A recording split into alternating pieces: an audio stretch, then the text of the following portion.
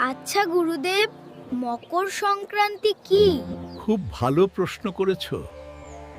এ বিষয়ে কোনো হিন্দুরই ক্লিয়ার ধারণা নেই। শোনো, মকর সংক্রান্তি হলো হিন্দু ধর্মের একটি অতি পবিত্র ও জ্যোতিষশাস্ত্রসম্মত গুরুত্বপূর্ণ উৎসব। যেদিন সূর্যদেব মকর রাশিতে প্রবেশ করেন সেই দিনটিকেই বলা হয় মকর সংক্রান্তি।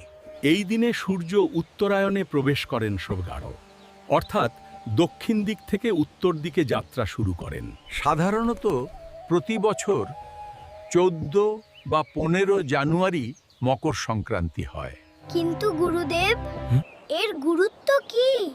এই দিন থেকে দেবতাদেব দিন শুরু হয়।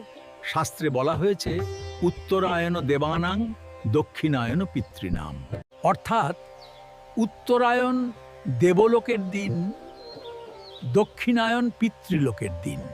এই সময় করা জপ, দান, পূজা বহু গুণফল প্রদান করে। এই সময় গঙ্গা, যমুনা বা পবিত্র নদীতে স্নান করলে পাপ নাশ হয়। বিশেষ করে তিল, গুড়, চাল, বস্ত্র, অন্ন দান করলে মহাপুণ্য লাভ হয়। ওই দিন তিল ও গুড় খাওয়ার আধ্যাত্মিক অর্থ রয়েছে। তিল পবিত্রতার প্রতীক, গুড় মধুরতার প্রতীক। এটি জাতিকে বার্তা দেয়, জীবনে পবিত্রতা রাখো, সম্পর্ককে মধুর করো। এই দিনে অগ্নিকে দেবতারূপে পূজা করা হয়। যজ্ঞে আহুতি দিলে গ্রহদোষ, দারিদ্র্য ও রোগ নাশ হয়। এই দিনে করা প্রতিটি ভালো কর্ম স্বাভাবিকের চেয়ে বহু গুণ বেশি ফল দেয়।